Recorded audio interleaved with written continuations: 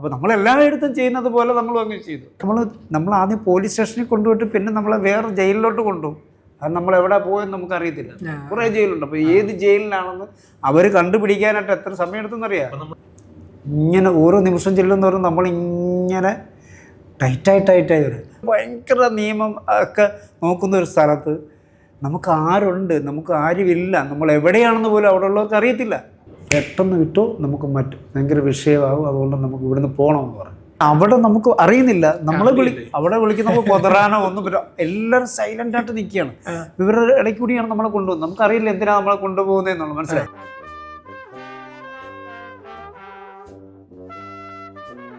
Passport ഇല്ലാത്തതിൻ്റെ പേരിൽ ആദ്യമായിട്ട് അണ്ടർവെയറിനെ പോകാൻ പറ്റിയിട്ടുള്ളൂ. അതെ. അപ്പോൾ പിന്നീട് ഞാൻ അറിഞ്ഞിട്ടുള്ളൊരു കാര്യമാണ്. അതായത് ഈ പ്രധാനമന്ത്രിയുടെ കയ്യിൽ പോലും ഇത്രയും പാസ്പോർട്ട് സ്റ്റാമ്പ് ചെയ്ത് മാറിയിട്ടില്ലായിരിക്കും. അതായത് പ്രശാന്തേട്ടൻ്റെ കയ്യിൽ ഒരു 10-15 പാസ്പോർട്ട് ഉണ്ടെന്നാണ് അറിയാൻ കഴിഞ്ഞത്. അത് അതിൻ്റെ സത്യാവസ്ഥ അത് ശരിക്കും ചിലപ്പോൾ അതിൽ കൂടുതലായിരിക്കും. അതൊക്കെ എന്ന് പറയാൻ ഇതുപോലല്ലേ, നമ്മൾ ഈ ഇഷ്ടംപോലെ യാത്രകൾ നടക്കുന്ന ഒരു സമയമാണ് ഇപ്പോൾ. കുറച്ച് അപ്പോൾ അത് ഫ്ലൈറ്റിൽ നിന്ന് ഇറങ്ങാൻ സമയമില്ലായിരുന്ന ഒരു സമയമായിരുന്നു. അതെ, അത്രയും ഒരു കാലമായിരുന്നു. അതേപോലെ ഞാനും മനോജും ഈ ഉണ്ണിയൊക്കെ ആയിട്ടൊരു യാത്രയെന്ന് പറഞ്ഞാൽ അത്രയും ഫാമിലി ഓഡിയൻസിന് അത്രയും ഇഷ്ടമായിരുന്നു. അപ്പോൾ സ്വന്തം സഹോദരങ്ങളെ പോലെ ഞങ്ങൾ 3 പേരെയും നല്ല രീതിയിൽ സ്നേഹിച്ചിട്ടുണ്ട്. ആ സമയത്തൊക്കെ നമ്മളെയൊക്കെ എല്ലാവരും ഈ നമ്മുടെ മലയാളികൾ, ഇവിടുത്തെ മലയാളികൾ സ്നേഹിച്ചക്കാലം കൂടുതൽ സ്നേഹിച്ചതും സ്വീകരിച്ചതും പ്രവാസി മലയാളികളാണ്. തീർച്ചയായിട്ടും. പിന്നെ നമ്മളവിടെ ചെല്ലുമ്പോൾ ഞാനവിടെ ഏറ്റവും കൂടുതൽ അവർക്ക് നമ്മൾ സത്യം പറഞ്ഞാൽ അവരുടെ ജീവിതത്തിൽ അത്രയും കഷ്ടപ്പെടുന്ന അവർക്കൊരു ആശ്വാസമായിരുന്നു. നമ്മളെ കാണുമ്പോൾ അവർക്ക് ഭയങ്കര ഇഷ്ടമായിരുന്നു. അവരുടെ ഒരുപാട് സ്നേഹം നമ്മളെ സത്യം പറഞ്ഞാൽ അവർ ഒരു ആർട്ടിസ്റ്റ് എന്നുള്ള രീതിയിലല്ല, അവർ നമ്മളൊരു സഹോദരൻ എന്നുള്ള രീതിയിൽ അത്രയും അടുത്തറിയാവുന്ന ഒരു വ്യക്തി എന്നുള്ള രീതിയിലാണ് നമ്മളോട് നമ്മളെ കാണുന്നത്. എൻ്റെ നാട്ടിലൊരു വഴക്കോ കാര്യം ഉണ്ടാക്കാത്ത ഞാൻ ഇവിടെ ജയിലിൽ എന്നെ പിടിച്ചിടാത്തതുകൊണ്ട് സൗദി ജയിലിൽ പോയി കിടന്നു. അത് ഈ പ്രോഗ്രാം ചെയ്യുമ്പോൾ അവിടെ ഫീമെയിൽ വേഷം നമ്മൾ ചെയ്യാൻ പാടില്ല. ഫീമെയിലിനെ ഇൻസൾട്ട് ചെയ്യുന്ന കാര്യങ്ങളോ ഒന്ന് ഫീമെയിലിനെ കയറ്റാനോ ഒന്നും പാടില്ല. ഇപ്പോഴൊക്കെ മാറിയിട്ടുണ്ടാവും അന്ന്. അപ്പോൾ അങ്ങനെ ഞങ്ങൾ അവളുടെ പ്രോഗ്രാം, ഞാൻ സിദ്ദിഖിക്ക, മറ്റേ ജയരാജ് വാര്യർ, ഞങ്ങളെല്ലാം കൂടെ ഒരു ടീമായിട്ട് തൗഫീഖ് എന്ന് പറഞ്ഞ നമ്മുടെ ഫ്രണ്ടുണ്ട്. ഞങ്ങളവിടെ ഇങ്ങനെ ഷോ ചെയ്തുകൊണ്ടിരിക്കുമ്പം അവൻ ഫീമെയിൽ വേഷം കിട്ടിയിട്ടുണ്ട്, തൗഫീഖ്. അപ്പോൾ ഇതുപോലെ മുത്തബാമാർ വന്നു. ഞങ്ങൾക്കറിയത്തില്ല ഇതിൻ്റെ നിയമങ്ങളും കാര്യങ്ങളും, നമുക്കറിയത്തില്ല. വന്ന് വാക്കല്ല ഓടിക്കോടാന്ന് പറയും. എങ്ങോട്ട് ഓടാനാ, എന്ത് ചെയ്യുന്നത് നമുക്കറിയില്ലല്ലോ. ഞങ്ങൾ സ്റ്റേജ് ഇരിക്കുക, ഞങ്ങൾ കണ്ടു വാക്കെല്ലാവരും ഓടി. കുറച്ച് പേരൊക്കെ അങ്ങ് പോയി. ഞങ്ങൾ 2 പേരെയും പിടിച്ചോണ്ട് നേരെ പോയി. പ്രോഗ്രാം നടന്നുകൊണ്ടിരുന്നിടത്തുനിന്ന് പിടിച്ചോണ്ട് പോവുകയാണ്. ജനങ്ങളുടെ ഇടയ്ക്ക് കൂടി നമ്മളിങ്ങനെ പിടിച്ചോണ്ടു. അതേ സെയിം വേഷത്തിൽ തന്നെ ബാഗൊക്കെ എടുത്തോളം പറഞ്ഞു. ബാഗൊക്കെ എടുത്ത് നമ്മൾ നേരെ അവിടെ പോയി. അങ്ങനെ ഒരു ദിവസം ജയിലിൽ കിടന്നു. ഇവിടെ കിടക്കാൻ പറ്റിയിട്ടില്ല, പക്ഷെ അവിടെ ഒരു ദിവസം കിടന്നു. പക്ഷേ നല്ല സുഖം, AC, കറക്റ്റ് ടൈമിൽ നല്ല ഭക്ഷണം കാര്യങ്ങൾ. നമ്മൾ വലിയ തെറ്റൊന്നുമല്ല. അവസാനം നമ്മൾ വിളിച്ച് വേറെ ഒരു നമ്മൾ അവിടെ പ്രസാദ്, പത്തനംതിട്ടയുള്ളൊരു പ്രസാദ് എന്ന് പറഞ്ഞ ചേട്ടൻ, അയാളുടെ സ്പോൺസർ വിളിച്ചിട്ടുണ്ട്. ഇതുപോലെ അറിവില്ലായ്മ കൊണ്ട് ചെയ്താണെന്നൊക്കെ നമ്മൾ പറഞ്ഞു. നമുക്കറിയില്ലല്ലോ, അല്ലെങ്കിൽ അവർ പറഞ്ഞു തരണ്ടേ. അപ്പോൾ അവരും അറിയുന്നില്ല നമ്മൾ ഇങ്ങനൊരു സാധനം പ്ലാൻ ചെയ്തിട്ടുണ്ടെന്ന് അവർ പറഞ്ഞു. അവരെ കുറ്റം പറഞ്ഞിട്ട് കാര്യമില്ല. അപ്പോൾ നമ്മളെല്ലായിടത്തും ചെയ്യുന്നത് പോലെ നമ്മളും അങ്ങനെ ചെയ്തു. അവസാനം പക്ഷേ അങ്ങനെ ഒരു സംഭവം ഉള്ളതുകൊണ്ട് നമുക്ക് സൗദി ജയിൽ, അതായത് നമ്മൾ ആദ്യം പോലീസ് സ്റ്റേഷനിൽ കൊണ്ടുപോയിട്ട് പിന്നെ നമ്മളെ വേറെ ജയിലിലോട്ട് കൊണ്ടുപോകും. അത് നമ്മളെവിടെ പോയെന്ന് നമുക്കറിയത്തില്ല. കുറേ ജയിലുണ്ട്. അപ്പോൾ ഏത് ജയിലിലാണെന്ന് അവർ കണ്ടുപിടിക്കാനായിട്ട് എത്ര സമയം എടുത്തെന്നറിയാം. നമ്മൾ ചിരിച്ചുകൊണ്ട് പറഞ്ഞെങ്കിലും അന്ന് ശരിക്കും ഭയന്നല്ലേ. അന്ന് നമ്മൾ സത്യത്തിൽ ഇങ്ങനെ മരവിച്ചിരിക്കുകയാണ്. മരവിച്ചിരുന്നിട്ട് ഇവൻ കൊണ്ടൊന്ന് ഭയങ്കര കരച്ചില്ല. ഇവൻ കരയുമ്പോൾ നമുക്ക് അതുകൂടി കേൾക്കുമ്പോൾ ദേഷ്യം വരുക, മനസ്സിലായി? കാരണം അവിടെ എല്ലാവരും സൈലൻ്റ്. അവസാനം ഇങ്ങനെ ഓരോ നിമിഷം ചെല്ലുന്നവരും നമ്മളിങ്ങനെ ടൈറ്റായി വരും. പക്ഷെ സത്യത്തിൽ സ്റ്റേഷന് ആ ജയിലിന് വെളിയിൽ ഇറങ്ങിയപ്പോഴാണ് ഞാൻ കരഞ്ഞത്. പലതും ആലോചിച്ചു പോയി. പ്രത്യേകിച്ച് സൗദി ജയിൽ എന്ന് പറയുമ്പോൾ, സൗദി എന്ന് പറയുമ്പോൾ തന്നെ നമുക്ക് ഭയങ്കര കൃത്യനിഷ്ഠം, ഭയങ്കര നിയമം ഒക്കെ നോക്കുന്ന ഒരു സ്ഥലത്ത് നമുക്ക് ആരുണ്ട്, നമുക്ക് ആരുമില്ല, നമ്മൾ എവിടെയാണെന്ന് പോലും അവിടെ ഉള്ളവർക്ക് അറിയത്തില്ല. അപ്പം അതൊക്കെ നമ്മളിങ്ങനെ ആലോചിക്കുക. പക്ഷെ നമ്മൾ രക്ഷപ്പെട്ടു കഴിഞ്ഞപ്പോഴേ ഞാൻ ഇങ്ങനെ ദൈവത്തെ പ്രാർത്ഥിക്കും, പല ചിന്തകൾ വന്നിട്ട് കരഞ്ഞിട്ട് ഒരു രക്ഷയില്ലാണ്ടായിപ്പോയി. അപ്പം ഈ സ്പോൺസർ വന്ന് നമ്മളെ ഹെൽപ്പ് ചെയ്യുന്നുള്ള ചിന്താഗതി മുങ്ങി. കാരണം എന്താണെന്ന് വെച്ചാൽ അവിടെ കുറച്ച് എന്തോ വിഷയങ്ങളൊക്കെ ഉണ്ട്. സൗണ്ട് ആരെ പിടിച്ചോണ്ട് പോയി, സൗണ്ട് ലിമിറ്റ് ഉണ്ട്, കുറെ ലിമിറ്റുകളുണ്ട് എല്ലാത്തിനും. അതൊക്കെ എന്തോ ഒക്കെ തെറ്റിച്ചെന്നും പറഞ്ഞാൽ അവരെയൊക്കെ പിടിച്ചിരിക്കും. അപ്പോൾ ഇവരെ പിടിച്ചാലും വിഷയം. അപ്പോൾ ഇവർ വേറൊരു സ്ഥലത്തും ഷോ കൊടുത്തിട്ടുണ്ട്. അപ്പോൾ അവരവിടെ ടിക്കറ്റ് വിറ്റിട്ടുണ്ട്. ഈ ആർട്ടിസ്റ്റുകളെ പിന്നെ പിറ്റേ ദിവസം കിട്ടുന്നില്ല എന്ന് മുങ്ങിയ ആർട്ടിസ്റ്റുകൾ അന്ന് ആ രാത്രി തന്നെ എമർജൻസി ടിക്കറ്റൊക്കെ എടുത്ത് അവർ പോയി നാട്ടിലെത്തി. പിന്നെ ഇവർക്ക് മറ്റവർക്ക് നടത്താനും പറ്റില്ല. അങ്ങനെ ഞങ്ങൾ രണ്ടുപേരേ ഉള്ളൂ. ഞങ്ങൾ തൗഫീഖിൻ്റെ പെങ്ങളുടെ വീട്ടിൽ ഞങ്ങളെ കൊണ്ടുപോയി. ഞങ്ങൾ ഭക്ഷണം കഴിച്ചുകൊണ്ടിരിക്കുമ്പോൾ ഒരാൾ വന്നിച്ച് പറഞ്ഞു, നമ്മുടെ ഫ്രണ്ട് പുള്ളി വന്നിച്ചൊരു പെട്ടെന്ന് വിട്ടോ, നമുക്ക് ഭയങ്കര വിഷയമാകും, അതുകൊണ്ട് നമുക്ക് ഇവിടുന്ന് പോകണമെന്ന് പറഞ്ഞു. അല്ലേ വിഷയമാകും, പിന്നെ ഇവരെ പിടിക്കുമെന്ന് പറഞ്ഞു. അങ്ങനെ ഞങ്ങൾ രണ്ടുപേരും ബൈ റോഡ് ബഹ്റിൻ കൊണ്ടുപോകും. ബഹ്റിൻ അങ്ങനെ അവിടെ പോയി 3 ദിവസം ടെൻഷനൊന്നും വേണ്ട, റിലാക്സ് ചെയ്തിട്ട് പോകാൻ പറഞ്ഞു. അവിടെ റിലാക്സ് ചെയ്തിട്ടാണ് വിടുന്നത്. ഈ റെസ്ട്രിക്ഷൻ സൗദി മാത്രമേ ഉള്ളായിരുന്നു. പിന്നീട് ഞാൻ അന്വേഷിച്ചപ്പം ഇങ്ങനത്തെ ഇതിന് ശേഷം നമ്മൾ സൗദി പോയി അവിടെ ഔട്ട്ഡോറിൽ പ്രോഗ്രാം നടത്തി. വമ്പൻ സെറ്റപ്പിൽ നമ്മൾ പ്രോഗ്രാം നടത്തി. കഥാപാത്രത്തിന്റെ പേരിലാണ് പിടിച്ചുകൊണ്ട് പോയത്. മീൻസ് ഈ കഥാപാത്രത്തിന്റെ പേരിൽ ഈ മറ്റേ ഫീമെയിൽ വേഷം അത് പിന്നീട് ഇല്ല, അവിടെ അവതരിപ്പിക്കും. വേറെ സ്ഥലങ്ങളിലൊക്കെ അവതരിപ്പിക്കും. അവിടെ അവതരിപ്പിക്കാൻ പറ്റില്ല. അവിടെ പെൺകുട്ടികളെ കളിയാക്കുക, പെൺകുട്ടികളെ പ്രായപൂർത്തി അവരെ ഒന്നും നമുക്ക് സ്റ്റേജിൽ കയറ്റാനൊന്നും പറ്റില്ല. അതായത് ഈ ഇപ്പൊ പ്രോഗ്രാം നടന്നുകൊണ്ടിരുന്നപ്പോഴാണല്ലോ പോലീസ് വരിക, അറസ്റ്റ് ചെയ്യുക, കൊണ്ടുപോവുക. അപ്പം നിങ്ങള് പോലീസായിട്ടല്ലേ അറബിയുടെ വേഷത്തിൽ നമുക്ക് അറിയത്തില്ല. CDs ആണ് മുത്തപ്പന്മാരെന്ന് പറയും. അവർ നമ്മുടെ വന്നുള്ള ഫസ്റ്റ് പാസ്പോർട്ട് അപ്പൊ നമുക്ക് അറിയില്ല. അപ്പൊ നിങ്ങളെ കൊണ്ടുപോകുമ്പോൾ നിങ്ങൾ എന്താ വിചാരിച്ചത്? അതായത് എന്തിന് നിങ്ങളെ കൊണ്ടുപോകുന്നു എന്നുള്ളതാണ്. ഇല്ല, അവിടെ നമുക്ക് അറിയുന്നില്ല. അവിടെ വിളിക്കുന്ന കൊതറാനോ ഒന്നും എല്ലാവരും സൈലന്റ് ആയിട്ട് നിൽക്കുകയാണ്. ഇവരുടെ ഇടയ്ക്ക് കൂടിയാണ് നമ്മളെ കൊണ്ടുപോകുന്നത്. നമുക്കറിയില്ല എന്തിനാണ് നമ്മളെ കൊണ്ടുപോകുന്നതെന്നുള്ളത്, മനസ്സിലായി. പക്ഷേ നമ്മൾ അവിടെ ചെന്ന് കഴിഞ്ഞപ്പോഴത്തേക്ക് അവിടെ സൗണ്ടിൻ്റെ ആൾക്കാരുണ്ട്, വേറെ 2-3 പേരുണ്ട്. അവരെയൊക്കെ അവിടെ പിടിച്ച് ഇരുത്തിയിട്ടുണ്ട്.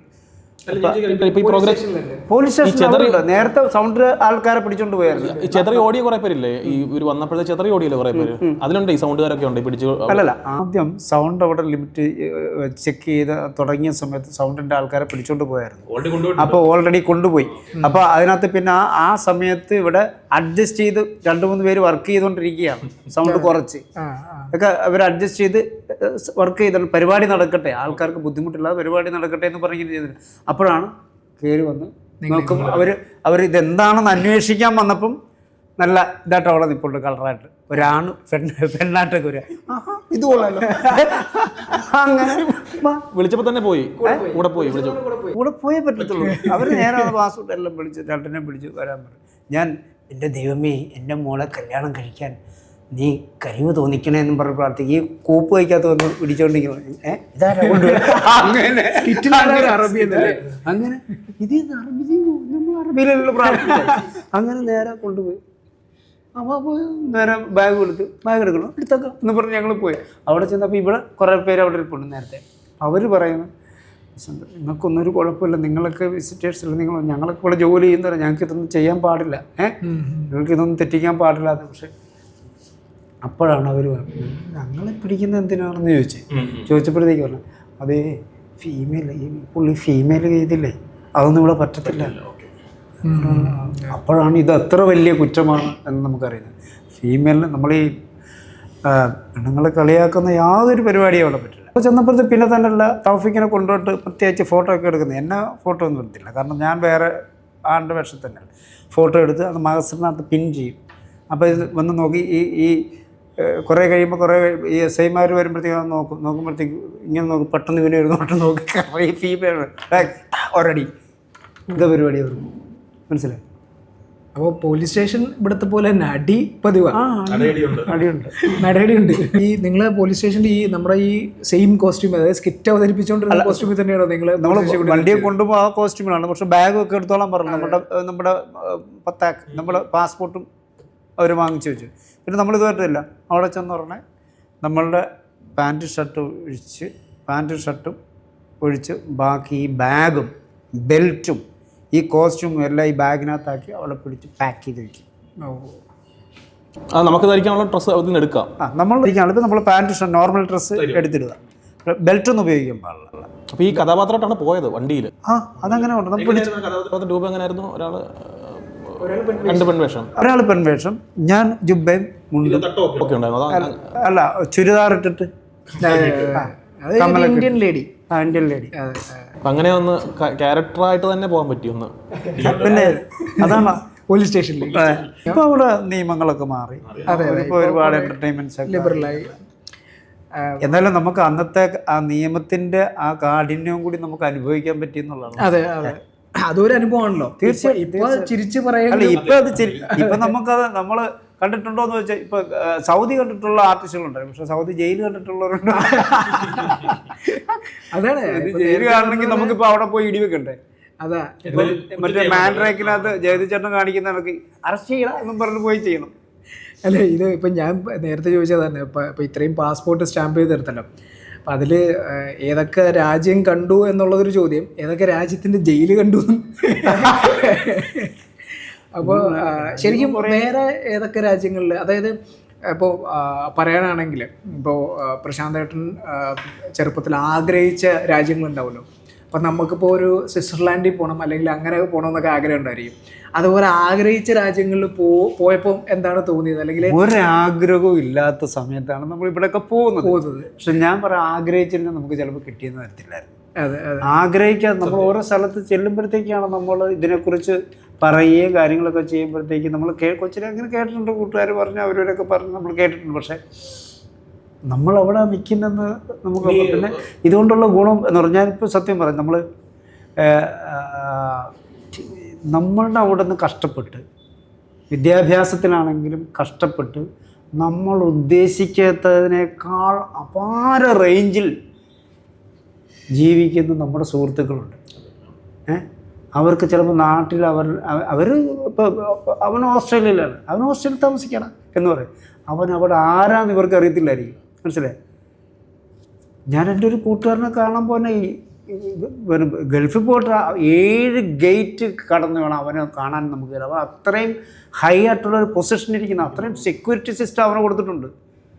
ഞാൻ ഇവിടുന്ന് ചെല്ലുമ്പോഴത്തേക്ക്, ഞാൻ ഓസ്ട്രേലിയ ഫസ്റ്റ് ചെല്ലുമ്പോഴത്തേക്ക് എൻ്റെ പുന്നപ്പുറയിലുള്ളൊരു ചേട്ടൻ, ആ ചേട്ടൻ പണ്ട് പോലെ നമുക്ക് ബഹുമാനവും കാര്യങ്ങളും, പക്ഷെ നമ്മളോടൊന്നും അധികം കൂടുതൽ മിണ്ടത്തൊന്നുമില്ല. പക്ഷെ ഞാനവിടെ ചെന്നപ്പം ഇന്ന് പ്രശാന്തിൻ്റെ വകയായിട്ട് ഡിന്നറിന്, കാരണം ആദ്യം ഈ ഓസ്ട്രേലിയയിൽ 2-3 പേര് വെച്ചൊക്കെ പോവുള്ളൂ. പക്ഷെ ഒരു ഗ്രൂപ്പ് ആദ്യം പോകുന്നത്, ഞാൻ മറ്റേ നമ്മുടെ പിന്നെ ചിത്രായിൽ, പിന്നെ ദേവിചന്ദ്രൻ, കിഷോർ, പിന്നെ നമ്മുടെ അഫ്സലിക, ഞങ്ങളെല്ലാം കൂടെ ഒരു ഗ്യാങ്, മനോജ് ഗിന്നസ്, എല്ലാവരും കൂടി ഞങ്ങളൊരു ഗ്യാങ് ഒരു ടീമായിട്ട് ആദ്യം പോകുന്നത് ഓസ്ട്രേലിയയിൽ പോകുന്ന ആ ടീമാണ്. അവിടെ ചെന്നപ്പോൾ ഇന്ന് പ്രശാന്തിൻ്റെ വകയാണ് ഡിന്നർ. ഞാൻ ഇവിടെ അറിയാം, എനിക്ക് പ്രശാന്തിൻ്റെ ഒരു ചേട്ടനുണ്ടെന്ന് പറയുന്നത്. അത് എൻ്റെ വീടിനടുത്തുള്ളൊരു ചേട്ടൻ, പുള്ളി അവിടുത്തെ യൂണിവേഴ്സിറ്റി പ്രിൻസിപ്പളാണ്, പുള്ളി ശാസ്ത്രജ്ഞനാണ്. പക്ഷേ ആ പുള്ളി എന്താണെന്ന് പോലും നമ്മുടെ നാട്ടുകാർക്ക് അറിയത്തില്ല. അപ്പോൾ ആ മനുഷ്യൻ്റെ പൊസിഷൻ എന്താണെന്ന് നേരിട്ട് കാണാനും അവരിയ്ക്കുന്ന പൊസിഷൻ കണ്ട് നമ്മളെന്താ പറയുന്നത്, ഈ പറയപ്പെടുന്ന ലോകാത്ഭുതങ്ങൾ കാണുന്നത് പോലെ അവരുടെ റേഞ്ച് എന്താണെന്ന് കാണാനും കൂടിയൊക്കെ പറ്റിയ ഒരു ഭാഗ്യം എനിക്കുണ്ടായിട്ടുള്ളത്. പക്ഷേ അല്ലാതെ നമ്മൾ അവിടുത്തെ ലോകാത്ഭുതങ്ങൾ മാത്രമല്ല, നമ്മുടെ കൂട്ടുകാരും നമ്മുടെ ചേട്ടന്മാരും ഒക്കെ ഏത് കാറ്റഗറിയിൽ ഏത് റേഞ്ചിലാണ് അവിടെ ജീവിക്കുന്നതെന്ന്, അവരൊക്കെ ആ രാജ്യം എങ്ങനെ ബഹുമാനിക്കുന്നതെന്ന് പോലും നേരിട്ട് കാണാൻ പറ്റിയ ഒരു അവസരം എനിക്ക് ഈ കലയെന്ന് പറയുന്ന സാധനം കൊണ്ടുണ്ടായി.